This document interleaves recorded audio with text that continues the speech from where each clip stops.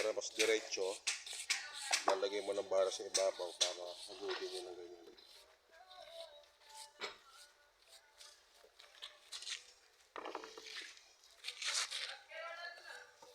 Saan? Doon.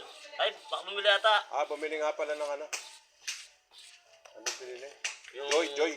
Oo, Joy. Pang ano niya. Pangugas. So, ayan mga kablan.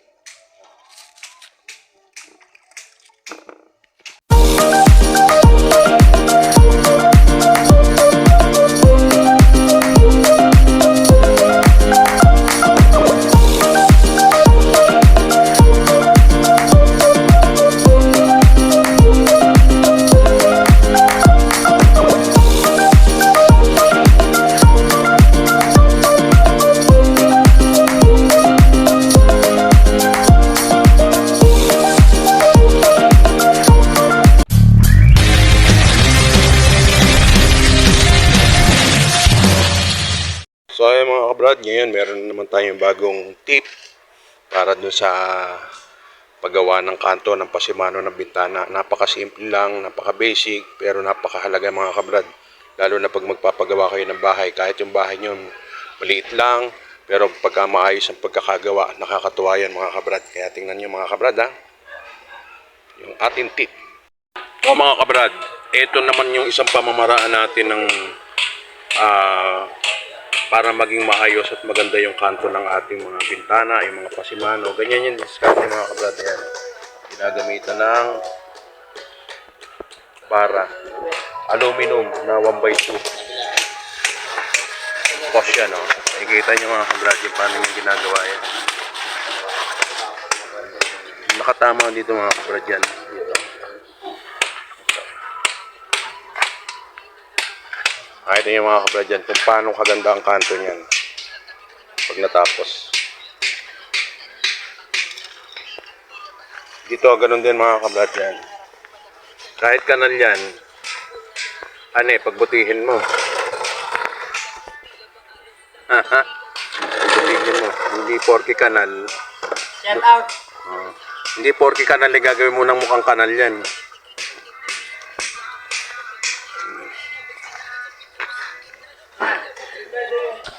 So ayan mga kabrad, nabuli na niya, nalagyan niya na ng husky. Ngayon tatanggalin naman niya yung bara na nagsisilbing pinaka-guide.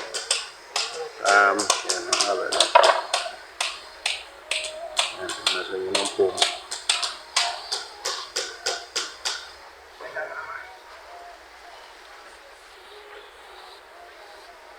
Ang bahay natin mga kabrad kasi kahit simpleng-simple lang, basta't maganda at makinis ang kanto, napakaganda niya. Kaya,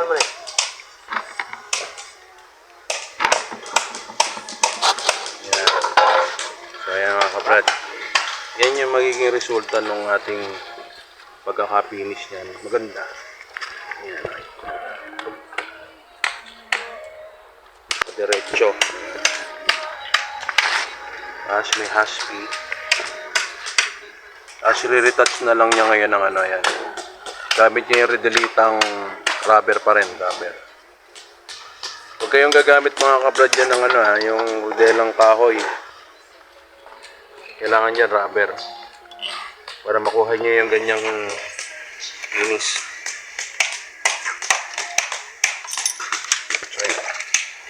So yan mga kabrad, kung mapapansin nyo, ang ganda ng pagkakayari.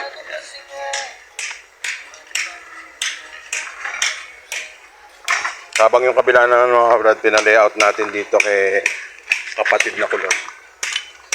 Nilayout niya yan. Para mamaya pagkatapos dito nila Aaron, lipat na doon.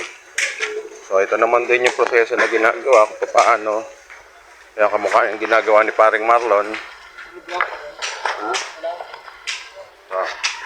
Ito ginawa naman ni Brad Marlon. Ito naman yung ginagawa niya.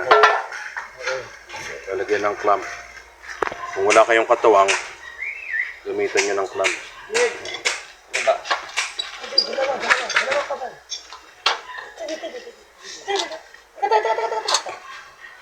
Ay, ayaw. Ayaw mo? Ay, ayaw mo. Baka ba?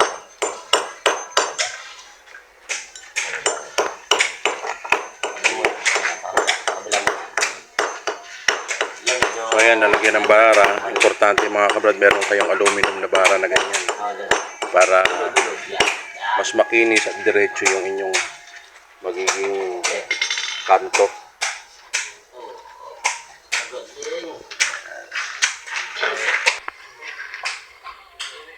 So ayan mga kabrad, napaka ganda ng kanto ni Brad Marlon na yan.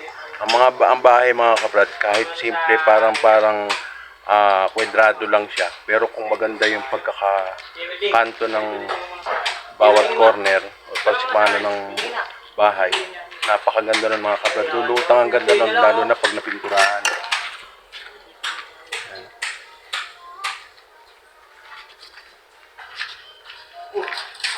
Pare, wait na pare. Wait na pare, apit mo muna.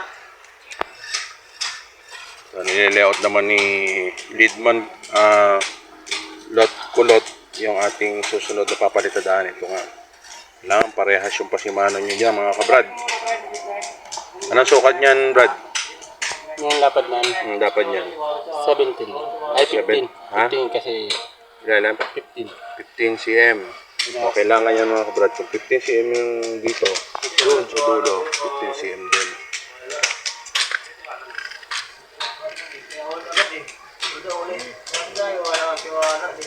Ang sikreto lang mga kabrad ng paggawa ng bahay, paulit-ulit lang. Eskwala at saka yung hulog lang importante. Pag ang bahay mo o kaya sa pundasyon pa lang nasa hulog na at nasa eskwala, hindi mahihirapang gumawa yung mga ating mga mason, karpintero. Maliban lang kung yung mga forma nyo ay mga nakahiga na wala sa hulog, doon mahihirapan. Tama.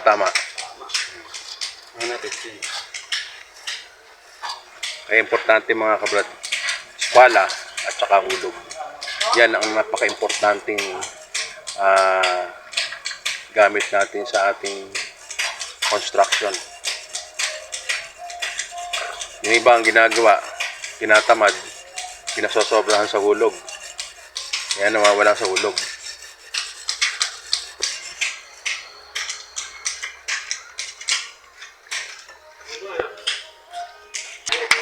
So dito naman mga kabrad, pinabalatan natin to kay Ka Edward dahil yung papalitan natin, pipinisin natin ng haspi itong wall. Kasi yun sa kabila. Kasi doon, ayan. Kasi yung unang ginawa nila rito ay skim coat. Kaya madaling mabakbak. So, ayan. Ito ang finish niya mga kabrad. Ayan. Pakinis. Ngayon, ang gagawin natin dyan, ganito. Haspi.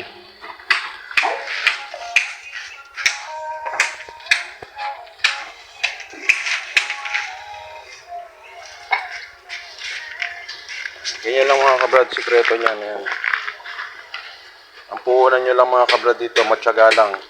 Ang galing na tinatawag yung tiyaga. Tama. Tama. Kailangan matyaga ka lang. Bilang isang mason, importante yung maging matyaga ka. Bawal mainit. Kung gusto mong maging maayos yung trabaho mo. Pag nainit, talo. Kaya nainit ka, talo. Ayan, yung mga mason natin ito talagang yun, double check. Tama ka doon, Boss Aaron. Double check lagi. Baka mamaya wala na sa align.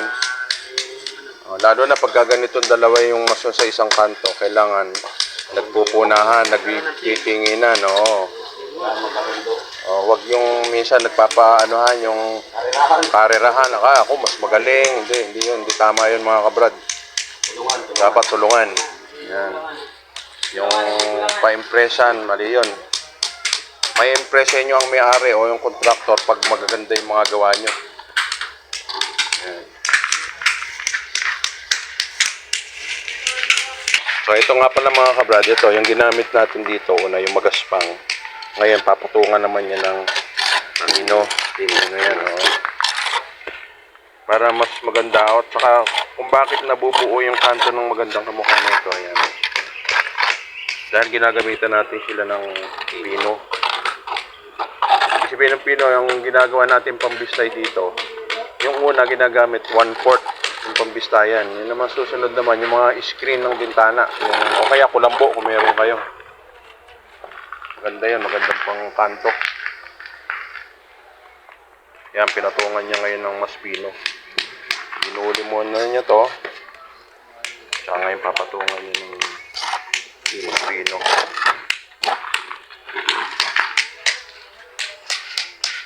So, ganun din yung kay Brad Aaron. Yan.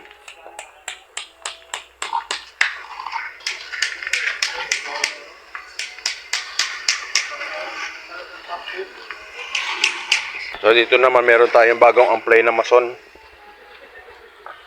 Ito. Hindi ko lang alam kung saan galing tong kumpanya to. Brad, baka pwedeng tansiyan mo rin yung baba para ano. Baka pwedeng tansiyan mo rin yung baba. Ha?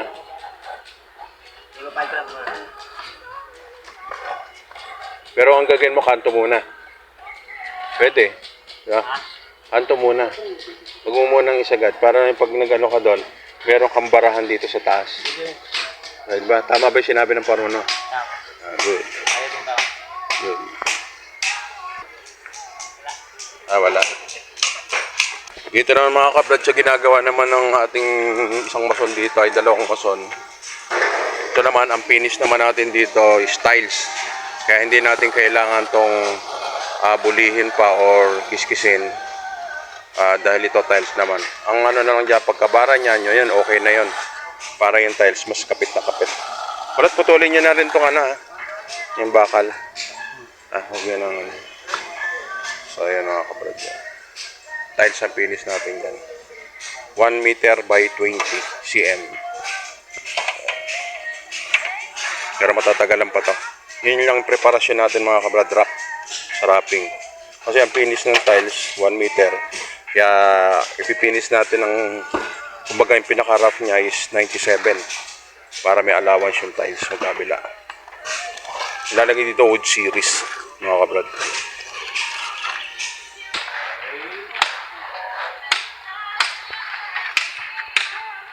So mga kabrad, ito parang magiging ano na nila ito, sakop na ng salas ito mga kabrad. Dati ito pinakalanay. Ngayon lalagyan natin ng glass na yan. Diyan papatong yung glass. Diyan sa ano na yan. Tapos doon magkakaroon tayo ng TV rack. Ayan. Tsaka may TV tayo doon. Tapos sa baba yung TV rack natin. Ayan.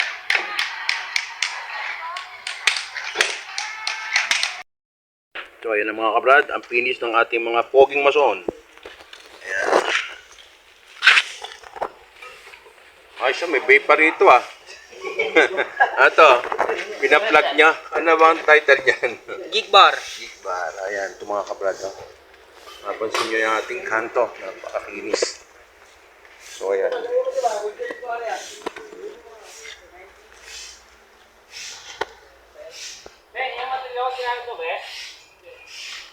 So, ayan mga kabrad yung ano natin. Tapos dito, napalitadahan na rin natin mga kabrad yung dito. Ayan. Tapos yung dito, kaya hindi natin na-finish yan. Dahil may basyada. Lagyan natin basyada dahil may analog to. Tapos, yung kanto ng ating kanal. So, ayun mga kabrad.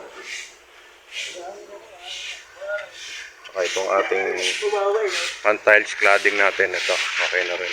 Kabila.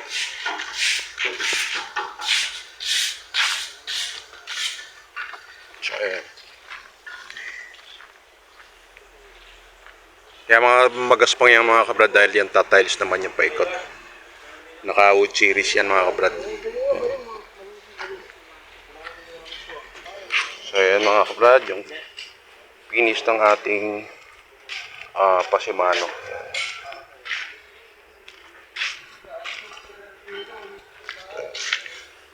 And then yung mga kabrad, kahit maliit lang ang bahay nyo, pagka yung makinis ang pagkakagawa, nakakatuwa yan mga kabrad. O yan. Dito hindi pa natin nakakantuhan yan mga kabrad dito. Okay. Okay, mag-ano na. Picture na tayo sa ating mga tropa. So ayan mga kabrad, tapos na naman ang maghapon natin mga kabrad. Ayan ating mga kabrad. Okay, bilis. Shout out. Oh, sige, shoutout kay. So ayan oh, kahit pagod na maghapon mga kabrad, pero masasaya pa rin yung mga construction boy. Oh, kaya. Teka. Oh. Okay, picture. Okay. Go. Okay, okay, tapos na maghapon natin mga kabrad.